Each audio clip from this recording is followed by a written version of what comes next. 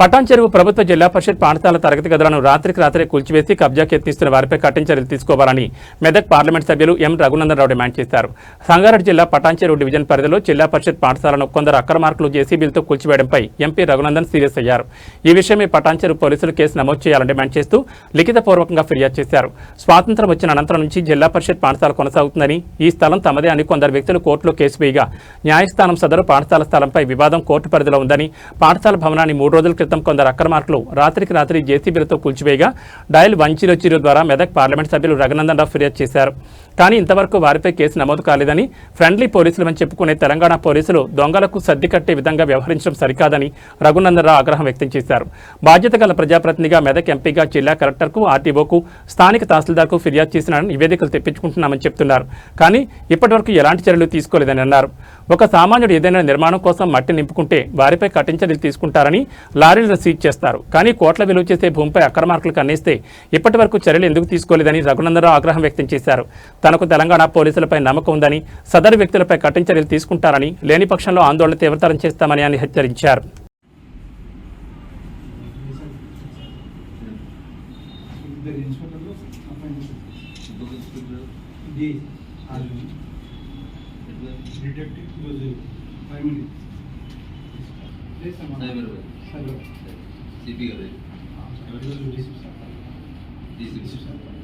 Kolluru already exist Cyberabad సత్యముందే Cyberabad Patan చెరువు అమ్మినప్పుడు idea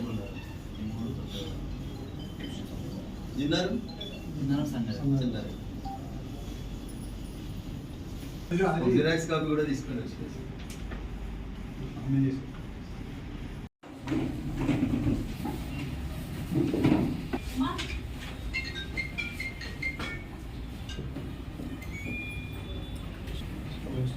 ఎప్పుడు వేయలేదు ఎస్హెచ్ఓ ఎప్పుడు వేయలేదు. ఎస్హెచ్ఓ వేస్తే కంప్లైంట్ కాపీ ఎట్లా రిసీవ్ చేసుకుంటారు, రిసీవ్ కాపీ పెట్టేయాలని చెప్పారు. అరే సంతకం పెట్టి నాకు ఇస్తుంది, సంతకం పెట్టి తీసుకోమంటున్నావు ఏంటండి?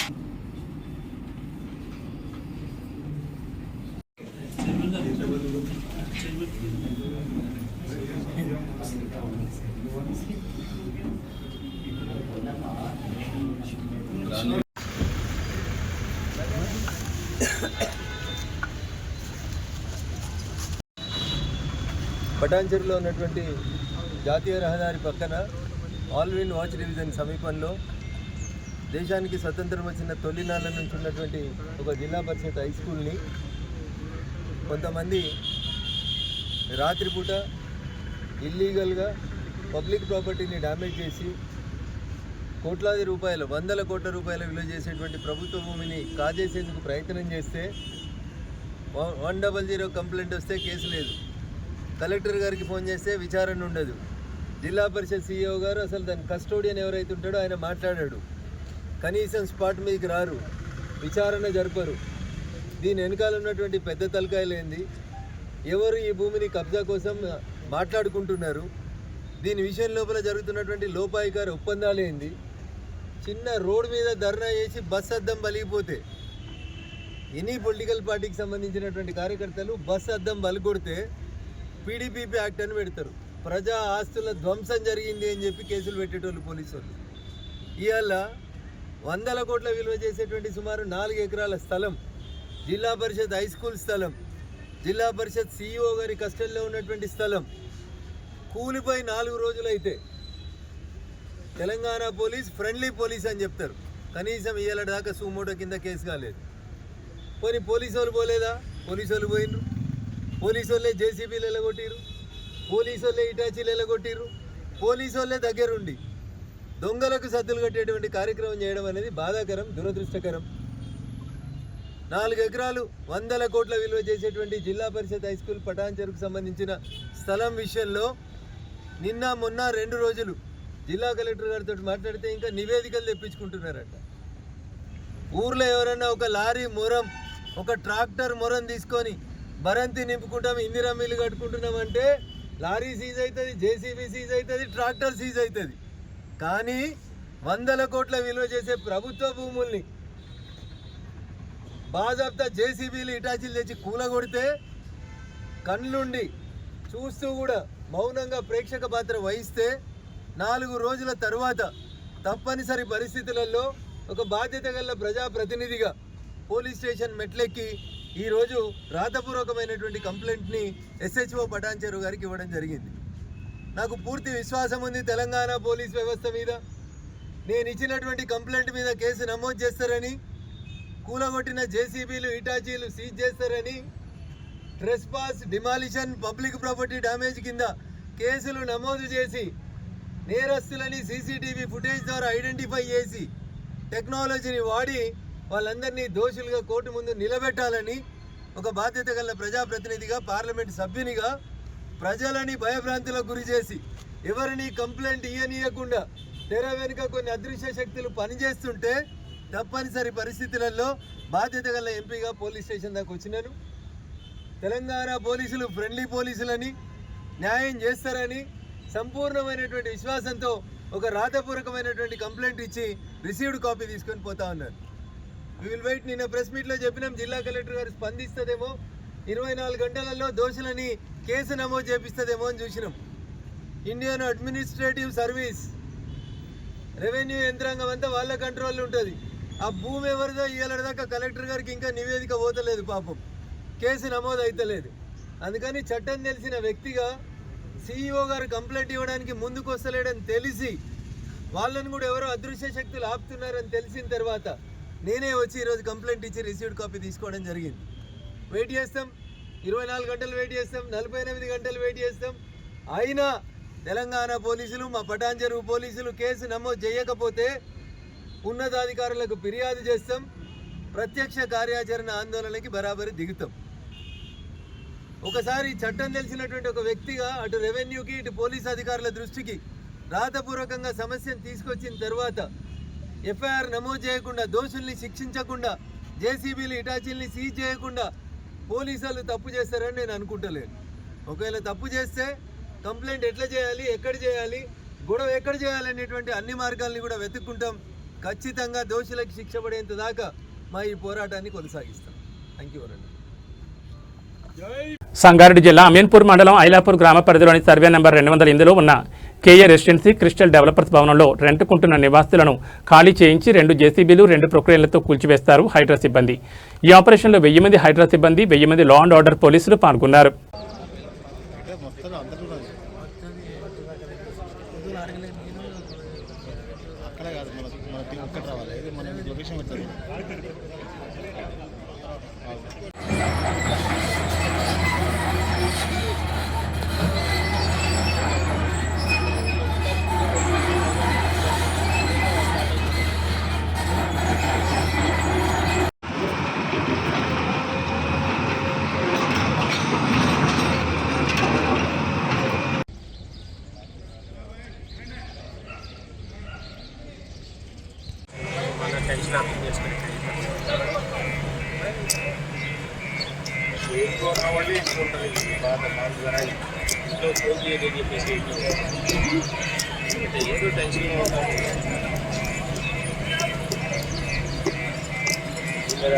ఆఫీస్ కెమెరా వచ్చిందండి, మనకి టెన్షన్ 10 పిఐ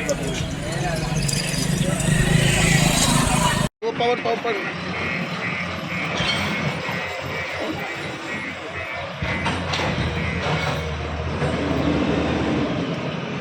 పడుతున్నా 2 రూపాయలు పడతాను.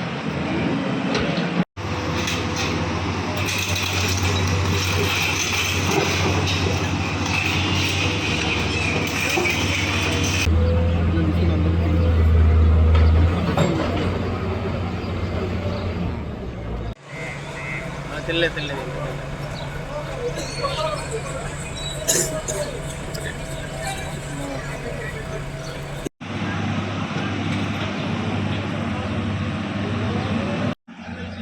దేవరపల్లి మండల కేంద్రంలో పాడి పరిశ్రమ అభివృద్ధికి కీలకమైన అడుగుగా విజయ డైరీ పాల ఉత్పత్తిదారుల సహకార భవనాన్ని ఘనంగా ప్రారంభించారు. ఈ కార్యక్రమానికి ముఖ్య అతిథులుగా పాలకుర్తి ఎమ్మెల్యే ఎస్ఎస్వి రెడ్డి, తెలంగాణ పాడి పరిశ్రమ అభివృద్ధి సహకార సమైక్య లిమిటెడ్ చైర్మన్ గుత్తా అమిత్ రెడ్డి హాజరై రిబ్బన్ కట్ చేసి భవనాన్ని ప్రారంభించారు. ఈ సందర్భంగా ఎమ్మెల్యే మాట్లాడుతూ గ్రామీణ ప్రాంతాల్లో పాడి పరిశ్రమ రైతులకు అదనపు ఆదాయ వనరుగా మారుతుందని పేర్కొన్నారు. ప్రభుత్వం పాడి రైతులకు ప్రోత్సాహకాలు, సబ్సిడీలు అందిస్తూ వారి ఆర్థిక అభివృద్ధి కృషి చేస్తుందని తెలిపారు. కొత్తగా ప్రారంభమైన ఈ సహకార భవనం ద్వారా పాల సేకరణ, నిలవ పంపిణీ వంటి సేవలు ఒకే చోట అందుబాటులోకి వచ్చి రైతులకు ఎంతో ఉపయోగపడతాయని అన్నారు. చైర్మన్ గుత్తా అమిత్ రెడ్డి మాట్లాడుతూ తెలంగాణలో పాడి పరిశ్రమను మరింత బలోపేతం చేయడానికి ప్రభుత్వం కట్టుబడి ఉందని చెప్పారు. విజయ డైరీ ద్వారా రైతులకు పారదర్శకంగా సేవలు అందిస్తూ నాణ్యమైన పాల ఉత్పత్తులను వినియోగదారులకు అందిస్తున్నామని తెలిపారు. ఈ కార్యక్రమంలో పాల్గొన్న విజయ డైరీ జిల్లా చైర్మన్ కాసారపు ధర్మారెడ్డి, సర్పంచ్ పెద్ది కృష్ణమూర్తి గౌడ్, కాంగ్రెస్ పార్టీ మండల అధ్యక్షుడు నల్ల శ్రీరామ్, విజయ డైరీ ఉపాధ్యక్షులు, డైరెక్టర్లు, విజయ డైరీ సంఘ సభ్యులు, ప్రజాప్రతినిధులు, ఆయా శాఖల అధికారులు, మండల కాంగ్రెస్ పార్టీ నాయకులు, యువజన కార్యకర్తలు, రైతులు, గ్రామస్తులు తదితరులు పాల్గొన్నారు.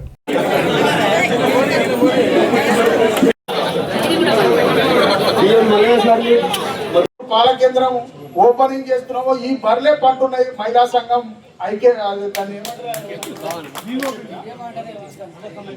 మండల సమైక్య బిల్డింగ్ లా అక్కడ బర్లే ఉంటున్నాయి. అంటే ₹1 కోటి పెట్టింది వృధా.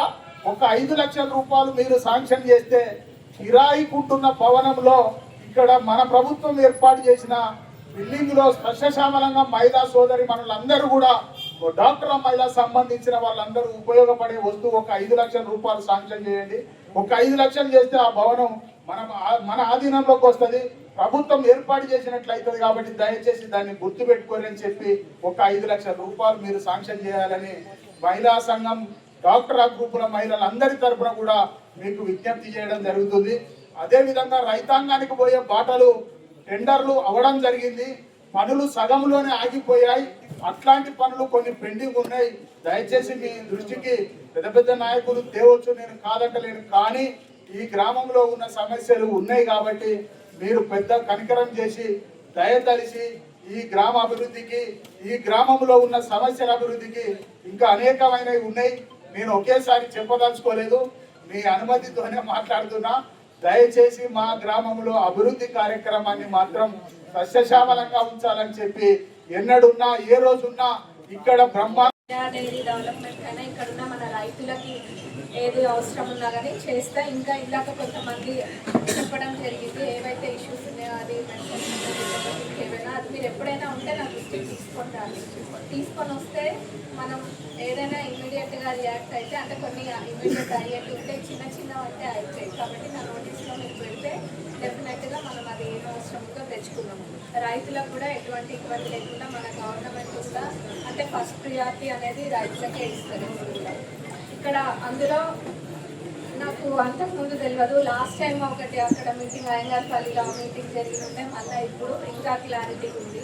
మన జనగాం డిస్టికే కానివ్వండి, మళ్ళా మన పాలకుర్తి నియోజకవర్గంలో బెటర్ క్వాలిటీ అంటే మంచి క్వాలిటీ మిల్క్ ఏదైతే ఉందో అది వస్తుంది. మరి అట్లాంటప్పుడు మనది ఏది అంటే ఒక్కొక్క ప్లేస్ ఒక్కొక్క దానికి స్పెషాలిటీ ఉంటుంది. ఒక దగ్గర ఒకటి పండుతుంది, ఇంకో దగ్గర ఇంకో స్పెషాలిటీ ఉంటుంది. అట్లా మన పాడి రైతులకి ఇక్కడ ఎక్కువ స్కోప్ ఉంది కాబట్టి దానికి సంబంధించి ఏది ఉన్నా కానీ తప్పకుండా ఇంకా మేము కూడా ఇంకా నాలెడ్జ్ గెయిన్ చేసుకొని అయినా కానీ మీ అందరికీ సపోర్ట్ చేస్తామని మాటిస్తున్నాం. ఇంకా ఇప్పుడు రైతులు చెప్పిన సమస్యలు మళ్ళీ అయిపోయిన తర్వాత ఒక 2 నిమిషాలు ఇక్కడనే ఉంటాము. మీరు అందరు కూడా వచ్చి చెప్పొచ్చు. చెప్తే నిజంగా కూడా ఇది ఇంటరాక్షన్ అనేది ఎప్పుడు వివిధ సందర్భాలలో క్యాంప్ ఆఫీస్కి అందరు వస్తూ ఉంటారు. కాకపోతే అంతే కదా, అందరికి తెలిసిన విషయమే కదా. కాబట్టి ముఖ్యమంత్రి గారి దృష్టికి తీసుకోపోగానే ప్రతిరోజు సుమారు ఒక 50 నుంచి 55,000 లీటర్లు మన అంగన్వాడీ సెంటర్స్ లో మన బాలింతలు లేకపోతే లాక్టేటింగ్ విమెన్ ఏదైతే ఉంటారో వాళ్ళ అవసరాల గురించి, వాళ్ళ వినియోగం గురించి అని చెప్పేసి ప్రతిరోజు సుమారు 50-55,000 లీటర్లు ప్రభుత్వమే కొనుగోలు చేసి, ఇందాక చెప్పినట్టుగా స్టెరిలైజ్డ్ మిల్క్, యూహెచ్టీ మిల్క్ టెట్రాప్యాక్ ద్వారా అంగన్వాడీ సెంటర్స్ కి ప్రతిరోజు ఒక 50-55,000 లీటర్లు ఈ ప్రభుత్వమే మన నుంచి కొనుగోలు చేసి లాక్టేటింగ్ పాలిచ్చే తల్లులకు ఇవ్వడం జరుగుతాం.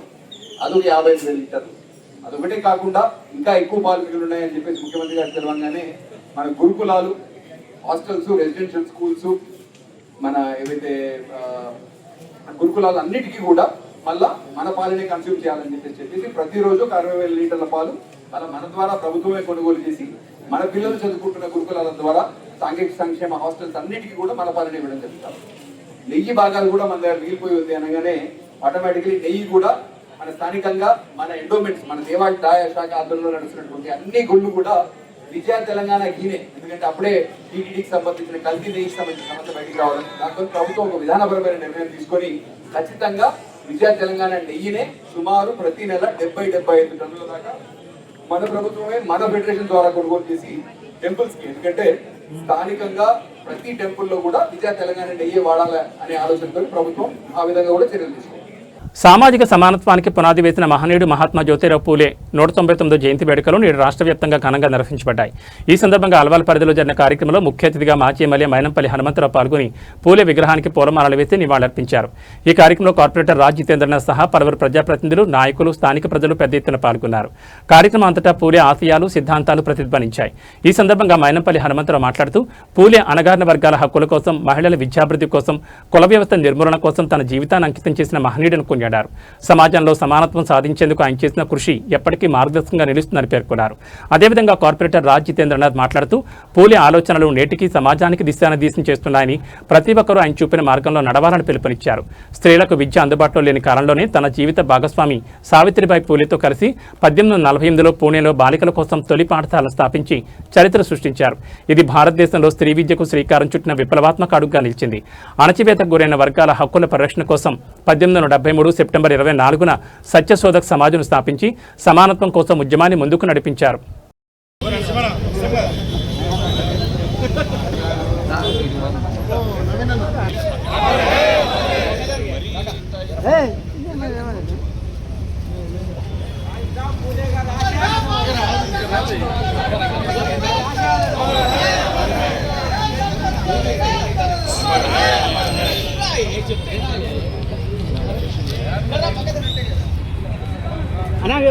దండ పడుకో.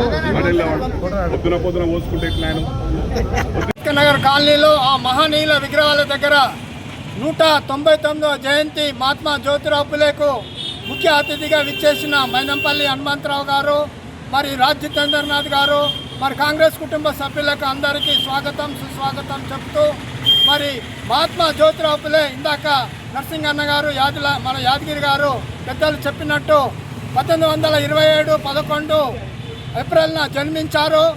మరి గోవిందరావు చిన్నమ్మబాయి దంపతుల ఇద్దరు మగ సంతానము, మరి రామోజీరావు జ్యోతిరావు పూలే అని ఇద్దరు కొడుకులు.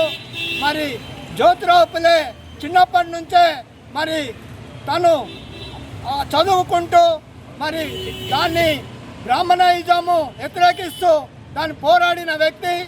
మరి ఆ విధంగా నిమ్మ జాతి మరి చిన్న జాతి అని వర్గాలు ఏర్పడి బ్రాహ్మణిజం వాళ్ళు మరి ఏర్పాటు చేయడం జరిగింది. దాని మీద పెద్ద ఎత్తున ఉద్యమం లేపాడు.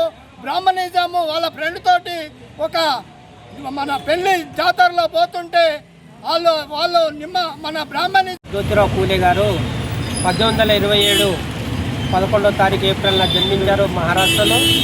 వారు ఈ నిమ్న జాతి అభివృద్ధికై వారు సంఘ సంస్కర్తగా, తర్వాత చిన్నతనంలో భర్తను కోల్పోయినటువంటి స్త్రీల కోసం వారికి మళ్ళీ వివాహం చేపించి ఈ సంఘంలో ఎట్లయితే పురుషులు జీవిస్తున్నారో మన స్త్రీలకు కూడా అటువంటి అవకాశం ఇవ్వాలని చెప్పేసి ఉన్నత వర్గాలతోటి పోరాడి వారి వెనకాల నిలబడి వారికి మళ్ళీ వివాహం చేయించి సంఘ సంస్కర్తగా ఆయన పేరు తెచ్చుకున్నాడు. అటువంటి వ్యక్తి ఈ వచ్చే ఏడాది 200 ఏళ్ళు కంప్లీట్ అవుతుంది కాబట్టి అటువంటి వారిని ఈరోజు మనము గుర్తు చేసుకోవడం మనందరి అదృష్టం. మిగతా వారందరూ కూడా వారి బాటలో నడిచి ఈ దేశాభివృద్ధికి, సమాజాభివృద్ధికి, కుల వివక్షకు వ్యతిరేకంగా అందరూ కలిసికట్టుగా పోరాడాలని చెప్పేసి మనవి చేస్తూ సెలవు తీసుకుంటాం. దేశవ్యాప్తంగా మరి అనేక మంది బడుగు బలహీన వర్గాల ప్రజలు అందరూ ఒక పేద తోటమాలి కుటుంబంలో పుట్టినటువంటి మహాత్మా జ్యోతిరావు పూలే గారి 199వ జయంతిని వాడవాడలలో పట్టణాలలో ప్రతి ఒక్క ఊర్లలో ఈ యొక్క కార్యక్రమం జరుపుకుంటారు. ఎందుకంటే మహాత్మా జ్యోతిరావు పూలే గారు ఒక తోటమాలి కుటుంబంలో పుట్టినటువంటి వ్యక్తి. చాలా చిన్నతనం నుండి ఈ అంటరానితనాన్ని, అస్పృశ్యతను ఎదుర్కొన్నటువంటి వ్యక్తి మహాత్మా జ్యోతిరావు పూలే గారు. మరి ఆయన అనుభవించిన కష్టాలు ప్రజలకు రాకుండా ప్రజల కష్టాలను తీర్చిదిద్దే విధంగా మరి ఎన్నో కార్యక్రమాలు చేపట్టినటువంటి మహాత్మా జ్యోతిరావు పూలే గారు తన చిన్నతనంలోనే 9 ఏళ్ళు ఉన్న అమ్మాయిని సావిత్రిబాయి పూలను విద్యుత్ శాఖలోని ఆర్టిజన్ ఉద్యోగులకు ఏపీఎస్ఈబీ సర్వీస్ రూల్స్ అమలు చేయాలని బీఆర్ఎస్ పార్టీ నల్గొండ జిల్లా అధ్యక్షులు దేవరకొండ మాజీ ఎమ్మెల్యే రమావతి రవీంద్ర కుమార్ ప్రభుత్వం డిమాండ్ చేశారు. శుక్రవారం కొండమల్లేపల్లి పట్టణంలో కరెంటు డీఈ కార్యాలయం మధ్య నిర్వహించిన విద్యుత్ శాఖలోని ఆర్టిజన్ ఉద్యోగుల సమ్మెకు బీఆర్ఎస్ పార్టీ నల్గొండ జిల్లా అధ్యక్షులు మాజీ ఎమ్మెల్యే రమావతి రవీంద్ర కుమార్ మద్దతు తెలిపారు. ఈ సందర్భంగా ఆయన మాట్లాడుతూ 2026 వేతన సవరణ అమలు చేయాలని ఆయన డిమాండ్ చేశారు. ప్రభుత్వం తక్షణమే చర్యలు చేపడుతూ విద్యుత్ శాఖలోని ఆర్టిజన్ ఉద్యోగుల న్యాయమైన కోరికలను అమలు చేయాలని ఆయన కోరారు. కాంగ్రెస్ ప్రభుత్వం అన్ని వర్గాల ప్రజలను మోసం చేసిందని ఆయన గుర్తు చేశారు. ఎన్నికల ముందు ఇచ్చిన హామీలు అమలు చేయాలని ఆయన డిమాండ్ చేశారు. ఈ కార్యక్రమంలో బీఆర్ఎస్ మండల అధ్యక్షులు టీబీఎన్ రెడ్డి, విద్యుత్ ఆర్టిజన్ ఉద్యోగులు తదితరులు పాల్గొన్నారు. కానీ దురదృష్టం, ఈ ప్రభుత్వానికి ఇవన్నీ ఆలోచన చేసే సమయం లేదు, వారికి అవగాహన లేదు. ముఖ్యమంత్రి ఒకరు మాట్లాడతారు, మంత్రులు ఒకరు మాట్లాడతారు, వాళ్ళ ఎమ్మెల్యేలు ఇంకోటి మాట్లాడతారు. ఒకరికొకరు పొంతన లేదు. ఈ మధ్యన అనుకుంటా మీరందరూ కూడా మీ సంఘం, మీ యూనియన్ ద్వారా సంబంధిత మంత్రి అంటే ఇప్పుడు ఉప ముఖ్యమంత్రి బట్టి విక్రమార్క గారిని కలిస్తే మీరు అసలు ఈ సంస్థలో పనిచేసే వాళ్ళేనా అనే మాట మాట్లాడుతారంటే ఆ సంబంధించిన శాఖకు సంబంధించిన మంత్రి స్వయంగా ఈ రాష్ట్రాన్ని పరిపాలన చేసే ఉప ముఖ్యమంత్రి ఆ మాట మాట్లాడుతుందంటే మిమ్మల్ని ఏ రకంగా చులకన భావంతో చూస్తున్నారో మనం అందరం కూడా ఆలోచన చేయాల్సిన అవసరం ఉన్నది. అదేవిధంగా ఈరోజు నేను పొద్దున్నే పత్రికల్లో చదివిన మీకు ఈ హెల్త్కి సంబంధించిన హెల్త్ కార్డులకు కానీ లేకుంటే మీ శాలరీలో కట్టే మీ ఆరోగ్యపరమైన సమస్యలు తీర్చుకోవడానికి ఈ హెల్త్ కార్డుల మీద చికిత్స పొందే వాళ్ళకు కూడా ఈ సమ్మెలో ఉన్న వాళ్ళందరూ కూడా ఎవరు కూడా వర్తింపజేయొద్దు, బిల్లులు పెట్టొద్దని చెప్పి అధికారులు ఆర్డర్ ఇస్తూ ఉన్నారు. అంటే మిమ్మల్ని నయాన్నో భయాన్నో భయపెట్టి లొంగ తీసుకోవాలనే ఒక ప్రయత్నం జరుగుతూ ఉన్నది ప్రభుత్వంలో. కాబట్టి వీటన్నిటి మీద మనం భయపడి వెనుకడుగు వేస్తే మళ్ళీ మనం ఎప్పుడు కూడా సాధించుకోలేము. మీరు ఒక నిర్ణయానికి వచ్చారు, రాష్ట్ర వ్యాప్తంగా గట్టిగా పోరాటం చేయాల్సిందే. సమస్యల పరిష్కారం కొరకు ఏ ప్రభుత్వం ఉన్నా కొట్లాడాల్సిందే. మనమేమో గొంతమ్మ కోరికలు కోరతలేము, అడవులు ఏమో అడుగుతలేము, ఏసీ రూములలో కూర్చొని జీతాలు పెంచమని అడుగుతలేము. క్షేత్రస్థాయిలో పనిచేసే వాళ్ళు మీరు ఈరోజు మీరందరూ తలుచుకుంటే ఒక 2-3 గంటలు కూడా బతకలేరు ఎవరు కూడా. ఇప్పుడు విద్యుత్ లేకుండా ఏ పని కూడా జరగదు, శ్వాస కూడా పీల్చుకోలేము. మంచినీళ్ళు లేవు, గాలి లేదు, వెలుతురు లేదు, ఏది లేదు. కాబట్టి విద్యుత్ మీద అంత ఆధారపడి ఉన్నాం.